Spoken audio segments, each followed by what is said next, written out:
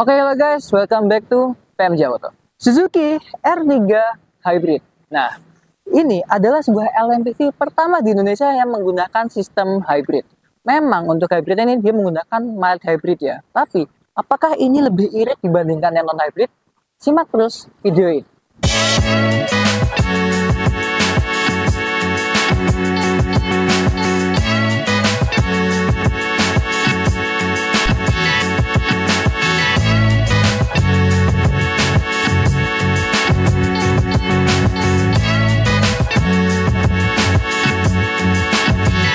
Oke, dan kita langsung aja bahas dulu ya dari tampak depannya.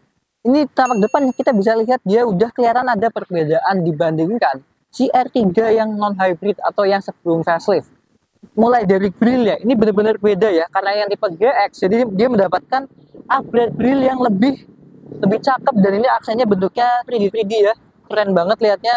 Ini ada krom-kroman di sini. Ya krom-kromannya memang jadi lebih banyak ya. Ini ada list krom di tepiannya juga. Ini juga ada krom-kroman. Tapi ini krom-kromannya ya nggak yang too much gitu.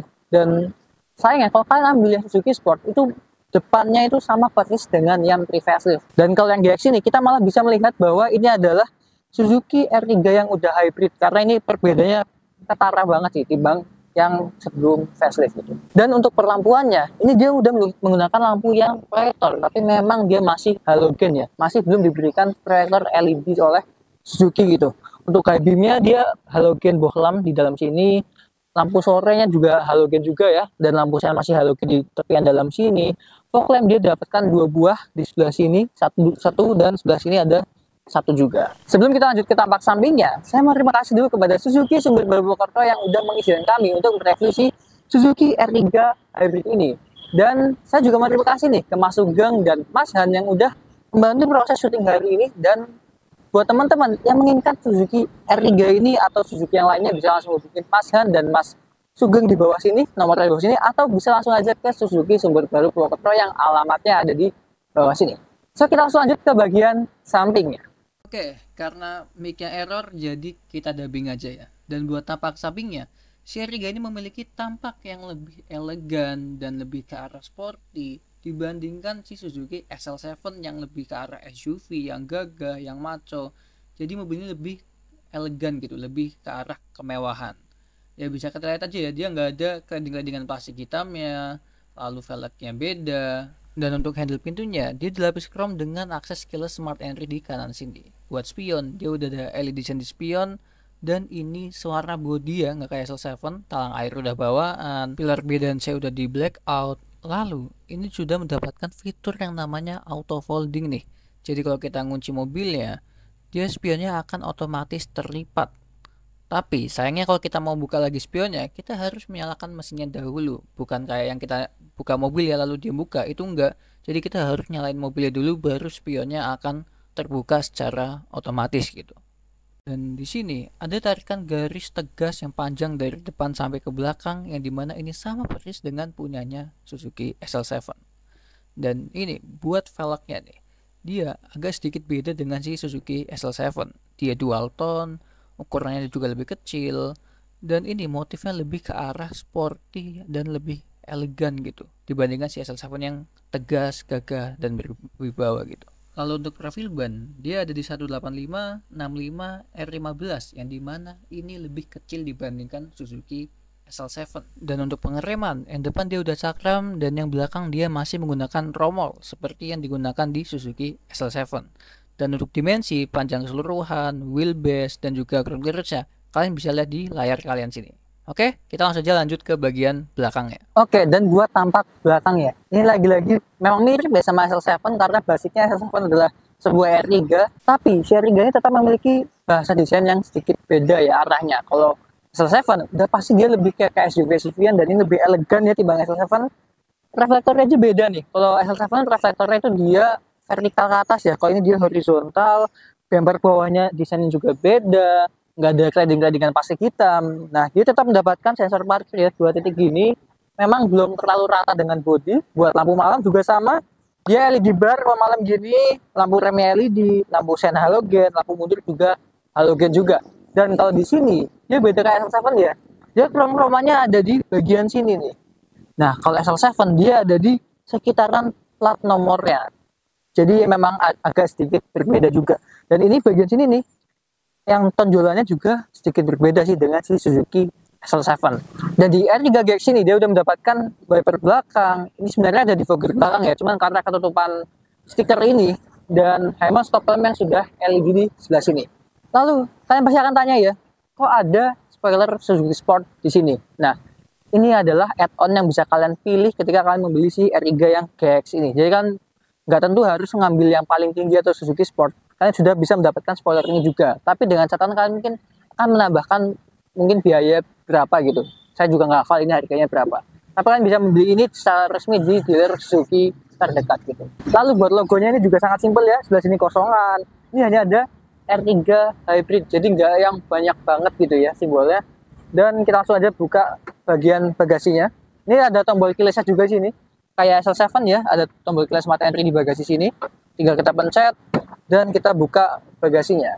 Oh ya, lampu plat nomor dia juga masih halogen ya sebelah sini. Dan ini bagasinya sama persis seperti si Suzuki SL7. Untuk di kelasnya ini bisa terbilang salah satu yang terluas. Jadi oke sih buat kalian bawa barang mudik keluar kota gitu oke. Dan kalau baris ketiganya kalian tegakin banget ini lebih luas lagi ya. Apalagi kalau kalian tidurin baris ketiganya ini jauh lebih luas lagi. Dan kalau kalian menginginkan sebuah safety yang lebih, privasi yang lebih untuk barang kalian bisa menyimpan barang kalian di bawah sini. Ini ada sebuah kompartemen tambahan nih di bawah. Jadi kalian bisa menyimpannya sebelah sini. Dan ini ban serepnya posisinya ada di kolong sini dan di bawah sini dia juga ada apa ya, luas buat kita ngeluarin ban serep dari bawah sini. So kita langsung aja lanjut ke bagian dalamnya. Oke, buat interior baris pertamanya nih, ya kurang lebih kayak SL7. Bedanya itu di bagian aksen-aksen kayunya nih ya. Kalau ini agak lebih cerah, jadi lebih terkesan apa ya, ceria gitu ya. Dan ini di ujungnya, ujung panel kayu nggak ada silveran. Kalau di SL7 itu ada ya. Di SL7 jadi ini kayu, habis itu ada silveran. Nah, kalau di R3 ini nggak ada tambahan aksen silvernya juga. Lalu buat aksen di setirnya, ini kalau di SL7 dia hanya silver di bawah sini. Nah, kalau di R3 ini di bawah sini menggunakan panel kayu yang sama persis seperti yang di sebelah sini. Motif kayu ya, bukan kayu beneran. Dan untuk bahan setir dia juga sudah dilapis kulit dan sangat enak untuk digenggam. Untuk pengaturan setir dia hanya bisa untuk di tilt saja, belum bisa di teleskopik. Ya sayangnya memang itu. Lalu perbedaan selanjutnya itu ada di bahan joknya ya. Karena yang GX dia full fabric gini, ini justru malah menurut saya lebih enak ya, lebih empuk, lebih nyaman sih di badan. Cuman memang kadang kalau kita keringkan agak gatel ya. Tapi ini oke lah sebenarnya. Untuk pengaturan jok udah bisa sliding juga, bisa di adjust ketinggian naik turunnya juga, dan sudah juga bisa di reclining juga nih. Lalu untuk tombol-tombol di setir ya, yang sebelah kiri ini untuk audio steering switch, yang sebelah kanan untuk fitur cruise controlnya, dan untuk audio steering untuk telefoninya dia ada di sebelah bawah sini nih untuk bluetooth telefoninya. Tuas lampu sebelah kanan dia udah terintegrasi dengan fog lamp dan dia sudah ada fitur yang namanya auto headlamp. Untuk wiper memang belum auto tapi sudah ada intermittent, dan sayangnya nih tetap belum disematkan untuk pengaturan interval waktunya ya. Coba disematkan, pasti lebih enak lagi. Lalu buat speedometer ini agak beda ya sama yang sebelum facelift ya, beda di ambientnya aja sih. Ini lebih ke warna biru-biru gitu. Dan untuk tampilan nama ID-nya ini kurang lebih sama juga. Bedanya hanya ada tambahan untuk visualisasi kita sedang menggunakan baterainya atau enggak, dan sisa baterainya aja sih. Jadi bedanya itu hanya ada di tampilan itunya aja. Lainnya tetap sama, ada untuk ngeliatin torsi yang keluar, lalu ada kemiringan mobil ya itu juga sama sih. Jadi hanya beda di fitur untuk hybridnya tadi itu. Lalu bahan dashboard tetap plastik-plastikan, belum ada yang soft touch. Di door trim juga ini plastik-plastikan. Ini tadi ada panel kayu yang sampai door trim sini. Ini plastik-plastikan lagi, dan ada soft touch di sebelah sini yang bahannya fabric nih. Dan ini motif fabricnya kalau kalian cermati ini beda dengan si Suzuki SL7. Dan untuk pengaturan jendelanya auto hanya untuk driver, tapi dia udah auto down dan sudah juga auto up. Handle dia warnanya krem seperti ini, central lock di kanan sini, window lock, ada electric retractnya juga, dan untuk pengaturan spion ada di sebelah kanan sini juga. Lalu di bawah kanan sini dia ada tombol untuk nyelamatin idling start stop atau i-stopnya, lalu ada nyelamatin sensor parkir, dan ada untuk menyelamatikan stability controlnya juga. Lalu untuk head unit dia sama persis ya, semua varian sama. Memang belum ada Android Auto dan Apple CarPlay, tapi dia sudah bisa mirroring menggunakan aplikasi Easy Connection nih. Jadi ya sudah oke lah ya. Jadi nggak harus Apple CarPlay dan Android Auto juga. Dan dia udah ada Bluetooth teleponi, jadi kita bisa nyetel Bluetooth buat telepon dan juga bisa buat buat mendengarkan lagu gitu. Lalu di sekitaran head unit dia ada aksen ini lagi ya, black glossian, tombol laser di tengah sini. Pengaturan AC memang masih single zone, tapi dia sudah auto climate control. Lalu bisa pengaturan arah semburan yang lengkap, bisa ke kaki juga. Lalu bisa ada open close airnya juga. Dan di fokker depan, di fokker belakang juga udah ada. Dan ini suhu terpanasnya dia ada di 32,5 derajat Celcius, dan terdinginnya dia ada di 17,5 derajat Celcius. Dan di bawah sini dia ada ini ya, power outlet 12 volt 120 watt, dan ada USB dan AUX di sebelah sini. Kalau SL7 kan USB dan AUX-nya di sini juga sih. Saya ingatnya beda, cuma ternyata di sini juga deh. Iya. Dan di bawah sini dia ada tempat penyimpanan yang masih plastik ya, jadi mungkin kalau ada koin masih bunyi-bunyi. Dan ini spesialnya SL7 dan R3 dari zaman dulu nih, itu ada 2 buah cup holder yang udah dilengkapi dengan ventilasi AC-nya. Jadi kan kalau naruh minuman dingin di sini akan tetap terjaga kedinginannya itu. Untuk bos transmisi sama persis, karena ini transmisinya masih sama, dia AT 4 speed konvensional ya AT-nya ya. Jadi belum CVT. Jadi kalian masih bisa merasakan perbedaan gigi yang cukup natural. Handbrake dia mechanical kayak gini, dan ini yang bedain si R3 dengan SL7. Nggak ada armrestnya. R3 sampai cepet paling tinggi pun nggak ada armrestnya juga. Tapi di sini dia ada satu buah power outlet ya. Ini buat belakang sih sebenarnya, 12 volt juga gitu. Dan untuk spion tangannya belum bisa di night view, apalagi auto dimming itu nggak ada. Sampai paling tinggi pun belum ada fitur e-mirror kayak SL7 ya. Lalu buat sun visor dan sebelah kanan sini dia polosan aja, nggak ada vanity mirror, nggak ada card holdernya juga. Buat yang sebelah kiri sini dia ada vanity mirrornya juga. Nah, lalu untuk lampu kabinnya tengah sini dia halogen ya, jadi ya cukuplah buat sekelasnya gitu. Dan buat hand grip bagian depan sini dia sudah retract seperti ini. Dan untuk penyimpanannya tadi ini udah ada 2 buah cup holder dan ada penyimpanan terbuka ya. Lalu di sini udah ada glove box juga nih. Dia belum soft opening, tapi dia besar dari glove box-nya. Kalau bisa dibilang tidak terlalu besar ya, tapi sudah cukup oke. Dan di kanan sini, di tiap pintu ya, ada 1 buah cup holder dan penyimpanan kecil di belakangnya nih. Dan untuk bukaan lagi bensin ya, dia ada di bawah sini, dan untuk bukaan kap mesinnya ada di sini. Dan ada satu lagi tempat penyimpanan yang terlewat nih, di sebelah kanan sini, di bawah tombol-tombol stability control dan kawan-kawan tadi, ada penyimpanan tertutup yang bisa kalian buka aja.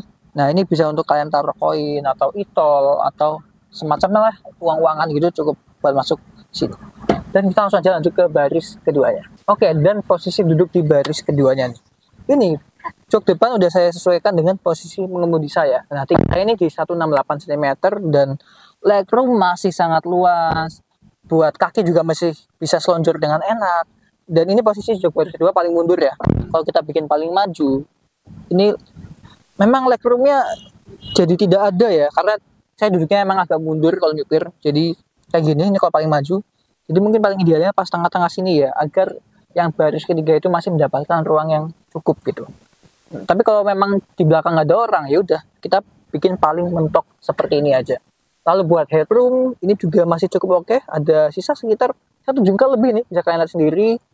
Dan ini untuk kenyamanan duduk di belakang ya, kurang lebih sama kayak depan. Dan kita sudah mendapatkan akomodasi armrest di sini, dan ini sudah nyaman. Dan ini memang belum ada cup holder ya, karena di SL7 juga nggak ada. Ini bahan armrest juga sama kayak jok, nggak ada kulit-kulitan sama sekali.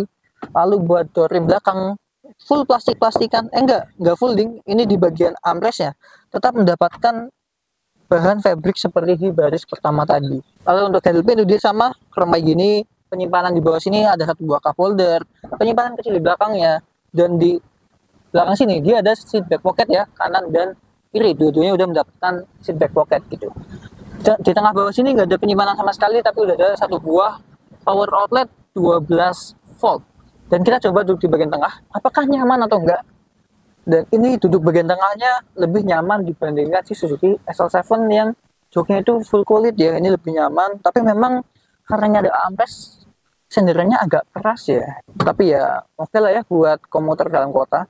Kalau buat luar kota mungkin, kalau buat orang dewasa agak pegel. Apalagi ini nggak ada headrest, nggak ada seatbelt tengahnya juga. Karena seatbelt tengahnya tuh masih model yang hanya di perut gini loh, bukan yang 3 titik gitu. Dan saya mau kasih tahu nih, karena ini hybrid, dia di bawah jok baris penumpang kiri nih ada tempat untuk baterainya. Jadi baterai hybridnya dia ditaruh di bawah sini. Dan untuk besaran baterainya ini kalian bisa lihat di layar kalian nih. Dan kita langsung aja coba masuk ke baris ketiganya, apakah sama dengan SL7 atau enggak.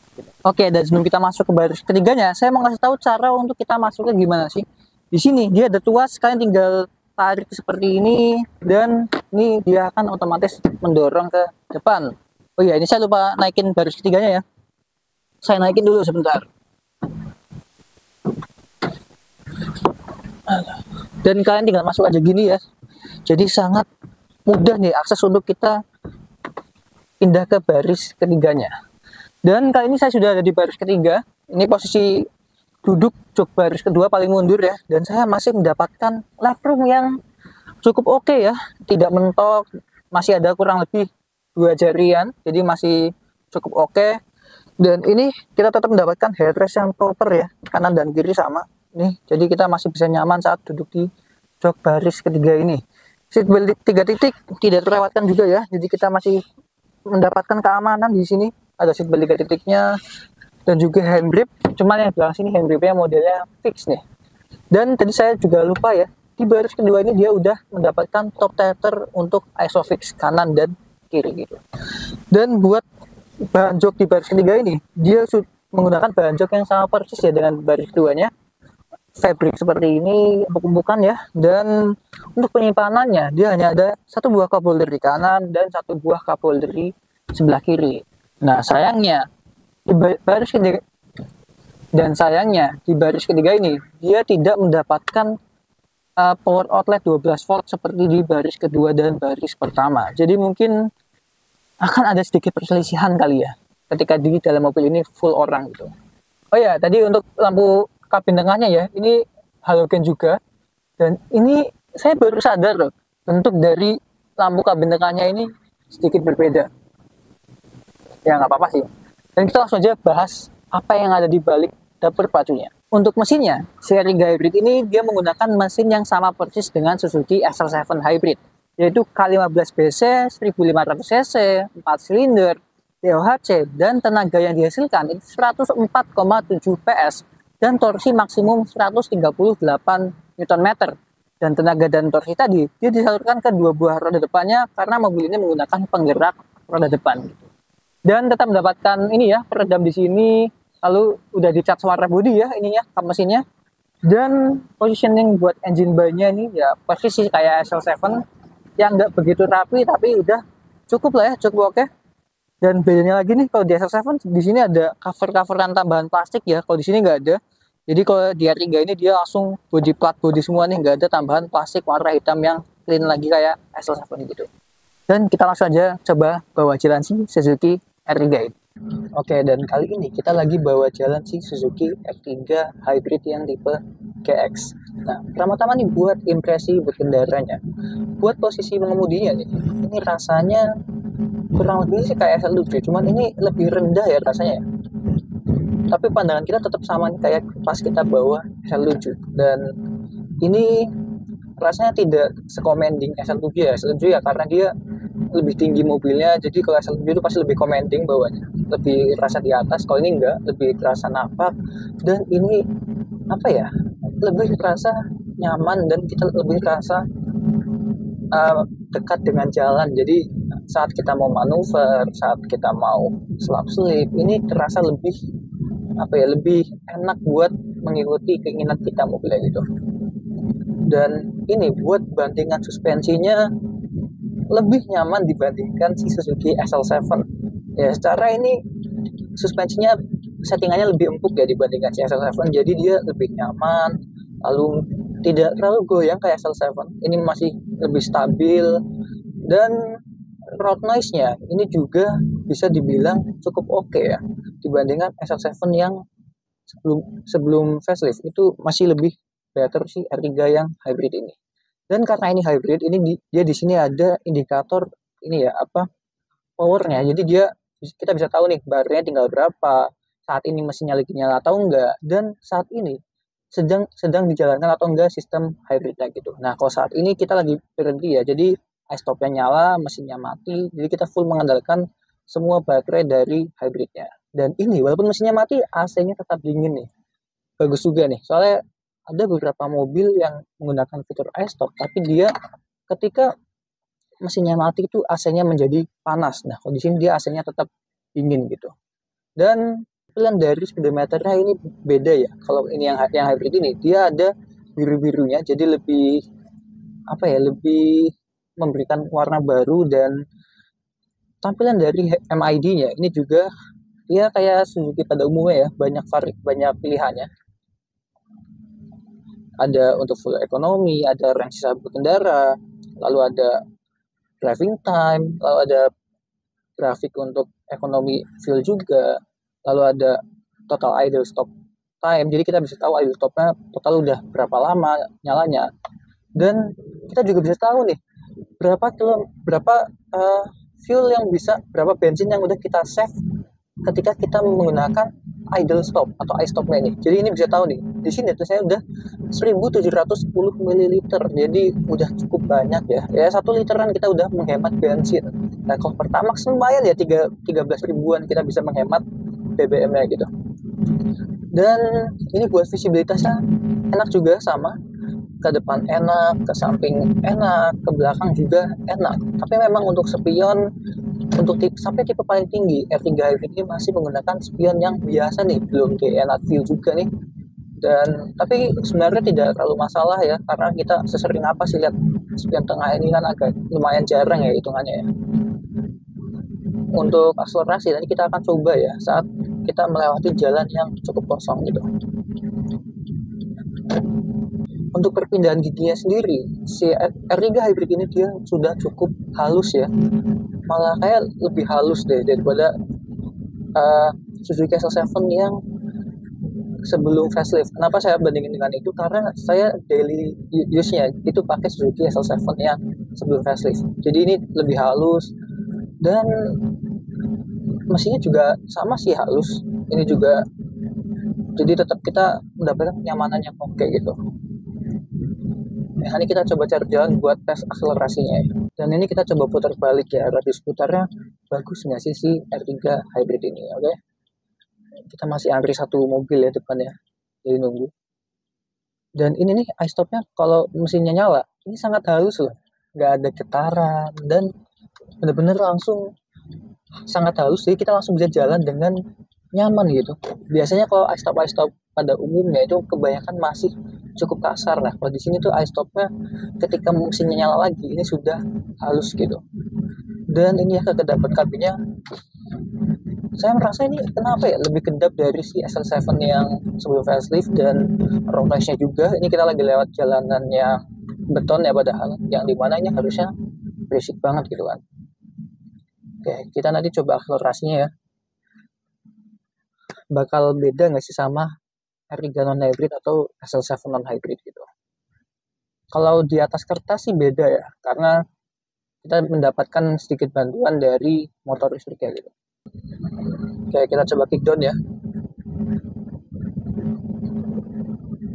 Kickdownnya pun lebih halus, dan ini terasa lebih narik loh mobilnya dibandingkan yang non-hybridnya gitu. Nah, ini tiba-tiba aja udah 80 ya.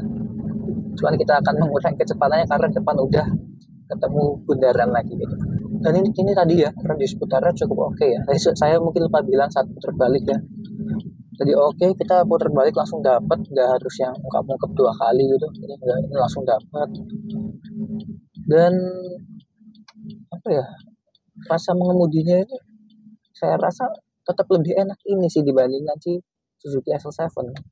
Mungkin karena ini lebih rendah ya posisinya, jadi kita lebih merasa apa ya, lebih agak sporty gitu ya, dan lebih nyaman saat kita mengendarai. Dan ini bandingan suspensinya nggak terlalu goyang, nggak segoyang SL7 ya. Kalau kayak gini aja masih stabil banget. Di jalan kayak gini aja nggak mantul-mantul gitu, lebih nyaman, lebih stabil. Jadi mungkin mobil ini tuh cocok buat kalian yang pengen mobil keluarga dan nyaman gitu. Kalau SL7 kan mungkin lebih ke kalian yang pengen mobil keluarga tapi kalian lebih sering melewati medan yang cukup berat atau medan yang banyak jalanan rusak, yaitu lebih cocok SL7 karena dia ground clearance-nya lebih tinggi. Dan ini lebih pendek sih, udah pasti ground clearance-nya. Nah, ini lampu merah ya, mesinnya akan mati lagi karena tadi baterainya masih ada ya. Ini baterainya ada tinggal 3 bar nih. Tuh, tadi tinggal 2 bar kan, ini sekarang tinggal 3 bar karena dia saat kita deselerasi itu dia akan mengecas baterainya, dan kita saat jalan dia juga akan mengecas dari apa ya, mungkin mekanisme dari saat putaran roda itu dia ngambil buat ngecas gitu. Ya mungkin kalian yang lebih tahu bisa komen aja di bawah. Dan di R3 Hybrid ini dia juga udah mendapatkan fitur yang namanya cruise control. Memang dia cruise controlnya masih cruise control biasa ya, belum adaptif. Dan tapi ini sebuah fitur yang nggak ada di R3 maupun SL7 yang sebelum facelift gitu. Jadi ini fiturnya udah lebih di-upgrade lagi sama Suzuki. Memang kalau ada sebelum ada ya. Ini kita akan coba cruise control ya. Nah, ini ya sekarang 44 km per jam, kita bisa naikin lewat sini. Tuh tinggal kita naikin aja luasnya nih. Tuh dia akan naik sendiri kecepatannya. Sekarang 54. Ini saya nggak ngegas ya. Tapi kalau saya nge-rap dia nanti otomatis akan mati gitu cruise controlnya. Atau kalau kalian ingin mematikan cruise control, kalian bisa memencet tombol cancel di sebelah kanan sini nih. Jadi dengan adanya fitur cruise control ini, kita kalau lagi di jalan tol, keluar kota gitu, kita pasti akan lebih enak dan lebih santai ketika kita jalan jauh ya. Kadang kita kalau jalan yang sangat jauh, walaupun itu di tol, pasti kita akan merasakan kakinya pegel, capek. Nah, cruise control ini cukup membantu kita saat kita perjalanan jauh tersebut gitu. Saya kapan itu saya ke Malang, mulai startnya emang dari Jogja sih, ke Malang pakai SL7 dan kakinya memang cukup pegel, walaupun udah matic tapi pegel gitu. Jadi fitur cruise control ini menurut saya cukup berguna untuk kita perjalanan yang cukup jauh gitu. Loh, apaan nih? Kok ada SL7? Wah, ada apa nih? Loh, kameramen, kok ada SL7 sih? Oke, dan mungkin sampai sini aja video review si Suzuki R3 Hybrid ini. Dan kalian bisa lihat juga kan, ada SL7 di sini. Tunggu aja di video selanjutnya. Kita bakal ngapain ke kedua mobil ini? Kita bakal ngapain? Apakah kita komparasiin atau kita adu keduanya? Kalian tunggu aja videonya. Dan makasih banget buat yang udah nonton video ini. Jangan lupa buat like, comment, share. Jangan lupa juga buat subscribe channel ini. Kunjungi juga sosial media kita. Kita ada Instagram, ada TikTok, linknya di bawah sini. Dan kita ada website yang sebentar lagi akan kita aktifin lagi, yaitu www.pmjauto.com. Oke, saya Hanif. Sampai ketemu di video-video selanjutnya. See you and goodbye.